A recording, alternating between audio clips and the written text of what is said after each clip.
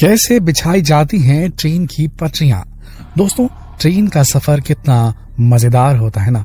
वैसे भी रेलवे तो हमारे देश की लाइफलाइन है, जहां लाखों लोग हर रोज इस पर सफर करते हैं। तो वहीं ये हम लाखों भारतीयों के लिए कमाई का जरिया भी है।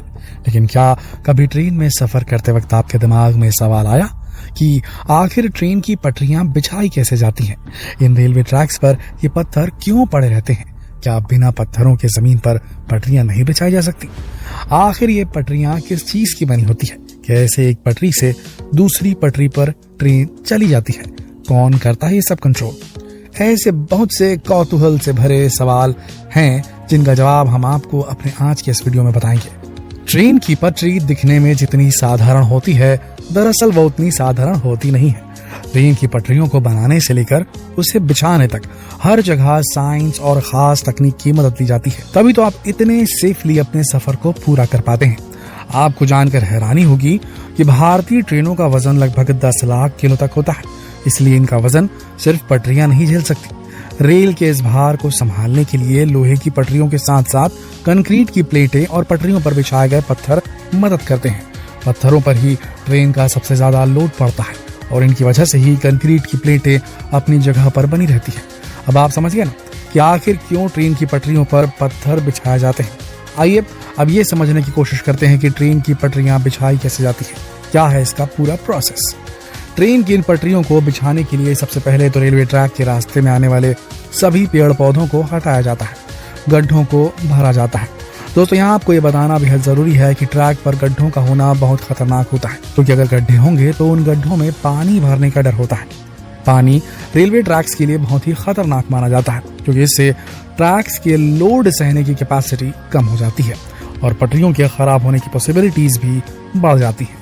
साथ ही एक्सीडेंट होने का खतरा भी बढ़ जाता है, जिसकी वजह से इसके लिए ट्रेन की पटरियों के नीचे कंक्रीट की बनी प्लेट्स को बिछाया जाता है, जिन्हें स्लीपर कहा जाता है।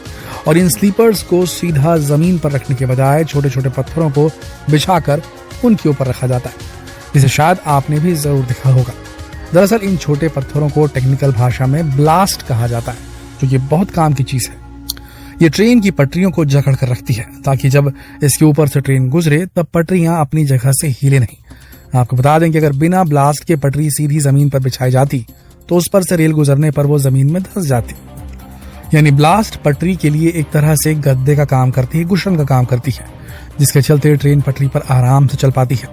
हमारी यात्रा आरामदायक बनती है। इसके अलावा ब्लास्ट यानी ये पत्थर रेल की पटरियों पर बारिश के पानी या फिर किसी भी तरह के पानी को ठहरने नहीं देता और ट्रैक सूखा ही रहता है। अब ट्रेन के ट्रैक्स पर पानी कितना खतरनाक है तो हम आपको पहले ही बता चुके हैं। वहीं इन पत्थरों के नीचे रेल के सिग्नलिंग के तार यानी सर्किट वायर, अर्थिंग की पट्टी भी रहती है, जिनकी मेंटेनेंस आसानी से पत्थर हटाकर की जा सकती है। ये पत्थर हाई क्वालिटी के लाइमस्टोन से बने होते हैं, जो नुकीले होते हैं। आप ये भी जान लीजिए कि लॉकडाउन के वक्त जब ट्रेनों का चलना पूरी तरह से बंद हो गया था, तब इंडियन रेलवे ने ट्रैक्स के मेंटेनेंस का वर्षों से रुका काम पूरा किया था। रेलवे की तरफ से एक बयान जारी करके ये कहा गया था 12,270 किलोमीटर ट्रेन ट्रैक के मेंटेनेंस का काम लंबे समय से बाकी था, जिसे 500 modern heavy duty track maintenance मशीनों के जरिए ओवरहेड इक्विपमेंट्स की मदद से पूरा किया गया था उस दौरान। जहां तक बात उस सवाल की है कि पटरियां किस चीज की बनी होती है, तो आपको बता दें कि पहले के समय में ट्रेन की पटरियां लोहे से बनाई जाती थी, जिसमें सबसे बड़ी प्रॉब्लम थी जंग लगने की, जिसकी वजह से ये बहुत जल्दी टूट जाया करती थी। वहीं इसकी दूसरी सबसे बड़ी प्रॉब्लम ये थी कि इन लोहे की पटरियों से बार बार ट्रेन के गुजरने की वजह से पटरियां जल्दी घिस भी जाती थी, जिससे इनका शेप बिगड़ जाता था और इसकी वजह से ट्रेन के फिसलने और बड़े एक्सीडेंट होने का डर हमेशा बना रहता था। लेकिन अब ट्रेन की पटरियों को बनाने के लिए खास किस्म की स्टील का इस्तेमाल किया जाता है। स्टील और मैग्लॉय को मिलाकर ट्रेन की पटरियों को तैयार किया जाता है। स्टील और मैग्लॉय के इस मिश्रण को मैग्नीज स्टील कहा जाता है।